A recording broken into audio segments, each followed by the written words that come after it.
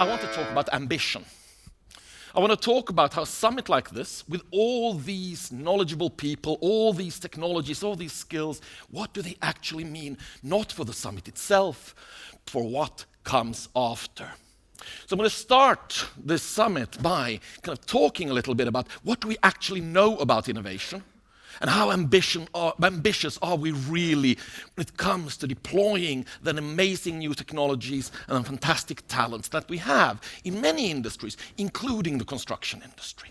And something has happened in the field, something has shifted, a different kind of reality has set in. Because 20 years ago, I would come in, fresh face, baby face, if you're absolutely honest about it, and come and say, hello, my name is Alf Rehn, and I'm here to work on your innovation initiative. And do you know what happened? People lit up. Something in their eyes twinkled, their smiles broadened just a little. And that was lovely. Today, quite often, when I come into companies and say, hello, my name is Alf Rehn, I'm here to work on your innovation initiative, people go, not this again. My God, has it been a year? If he's going to say something about brainstorms, I think I'm going to punch him. Literally worked with a Nordic company in the construction industry. When I came in and introduced myself, one of the vice presidents came up to me and without a hint of irony, a hint of sarcasm, said, but you guys normally come in April. We don't talk about how can it be made meaningful. How can we turn into something that matters? Because I would venture that there are, even in your organizations, even in those who rated themselves sixes, there are, of course, those who speak of innovation, who love it, to engage with it. But due to the innovation fatigue our shallow discourse often has created, there are also a lot of those who feel that it doesn't mean anything any longer, that it's just a term, just a cliche, just something we say because we have to. What we might need is actually less talk about innovation, less projects around it, less kind of this gala style of innovation, and instead go back to the actual questions, the real questions. What problems are we solving? And are they big enough for us to actually start to think things radically differently? What are the dynamics of innovation in our organizations? Do we think we're innovative just because we have a couple of loud, often young men, people who talk about it incessantly? Or are we innovative because we've managed to create organizations, cultures of psychological safety where people can talk about meaningful things? Because I believe, in my heart of hearts, that true innovation leadership has little to do with that flashy stuff. Little to do with those showy projects. They are necessary, they're needed, they're fun. But true innovation leadership, and I've seen this in many industries, comes not from thinking like a showman, putting on a fantastic show, showing up with the nicest slides, but on the contrary, from creating a culture in which all ideas feel that they can be shared, where they feel they are respected, where people feel that their voices get heard. Because a real farmer doesn't just stand in the field and shout at his crops to grow faster. A real farmer doesn't just tend to the biggest pig or the biggest cow. Real farmers tend things when they're small and weak and need nurture. Because where does innovation actually come from?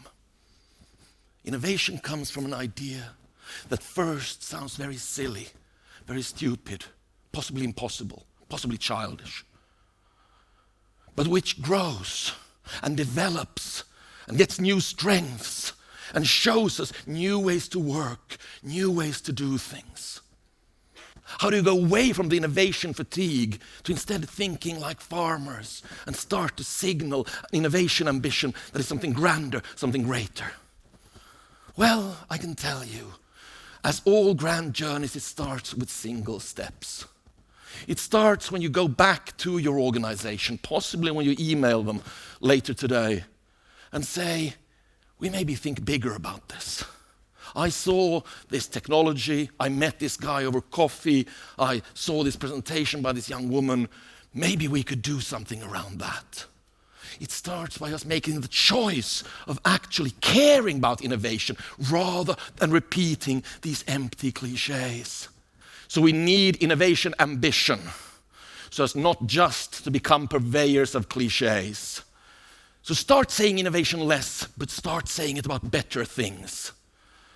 Don't just listen to those amongst your employees who talk loudest about it, but think about who isn't included in the conversation. And think about what it is your company truly does, and that's how it can be signaled in new and meaningful ways. Because otherwise, it's going to keep being like teen sex, something everyone talks about, but no one's very good at. Thank you very much, ladies and gentlemen. Thank you. All right, great keynote speech. Now we understand why you were first on the bill, even though you said, why is an academic first on the bill? We've all learnt a lot from you. We're going to have you back shortly to take part in a panel discussion.